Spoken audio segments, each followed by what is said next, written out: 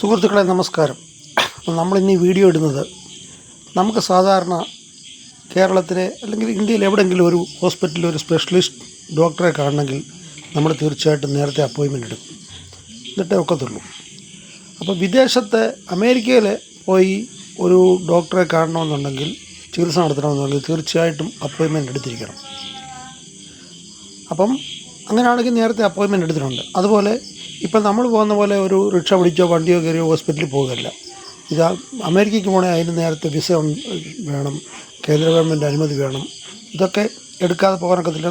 തുടർ നടപടിക്രമങ്ങളെല്ലാം പാലിച്ചേ പോകാനൊക്കത്തുള്ളൂ. ഇതൊരു ദിവസം കൊണ്ടൊന്നും ചെയ്യാവുന്ന കാര്യമില്ല. ഇത് തീർച്ചയായിട്ടും നേരത്തെ ചെയ്തിട്ടുണ്ട്. അങ്ങനെയാണ് പിണറായി വിജയൻ പോയിരിക്കുന്നത്. അപ്പോൾ എന്തുകൊണ്ട് ഇത് മറച്ചു വെച്ചു?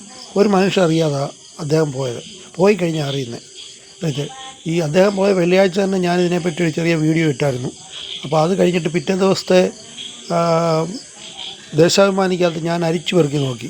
ഈ പിണറായി വിജയൻ പോയ കാര്യത്തെപ്പറ്റി ഒരക്ഷരം അതിനകത്തില്ല. അപ്പോൾ അങ്ങനെ രഹസ്യമായിട്ട് ഈ പിണറായി വിജയൻ പോകുന്നതിൻ്റെ കാരണം എന്താ? പോകേണ്ട കാര്യം എന്തിരിക്കുന്നു? അദ്ദേഹത്തിന് ഇവിടുത്തെ നമ്പർ 1 ചികിത്സ ഉണ്ടെങ്കിൽ അദ്ദേഹത്തിന് ഇവിടെ തന്നെ ചികിത്സിക്കാം. അല്ല, ഇവിടെ കിട്ടാത്ത ചികിത്സയാണെങ്കിൽ, അദ്ദേഹത്തിന് വല്ല മാരക രോഗമാണെങ്കിൽ അത് നമുക്ക് നമ്മുടെ മുഖ്യമന്ത്രി എന്നുള്ള നിലയ്ക്ക് നമുക്കറിയാനുള്ള അവകാശമുണ്ട്. കാര്യം അദ്ദേഹത്തിൻ്റെ സ്വന്തം ചെലവിലോ പാർട്ടി ചെലവിലോ അല്ല പോകുന്നത്. നമ്മുടെ എല്ലാവരുടെയും നികുതിപ്പണം എടുത്ത് സർക്കാർ ചെലവിലാണ് അദ്ദേഹം പോകുന്നത്. അതുകൊണ്ട് തീർച്ചയായും അദ്ദേഹത്തിൻ്റെ അസുഖം എന്താണെന്ന് നമുക്കറിയാനുള്ള അവകാശമുണ്ട്.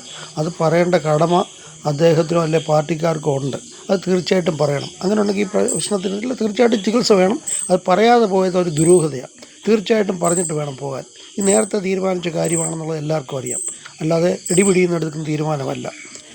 അപ്പോൾ ഇത് തീർച്ചയായിട്ടും പറഞ്ഞിട്ട് പോകേണ്ട ഒരു കാര്യമായിരുന്നു. അത് പറയാതെ പോയത് ദുരൂഹതയുണ്ടെന്ന് തീർച്ചയായിട്ടും നമുക്കറിയാം. അപ്പോൾ ശരി, ഗുഡ് നൈറ്റ്.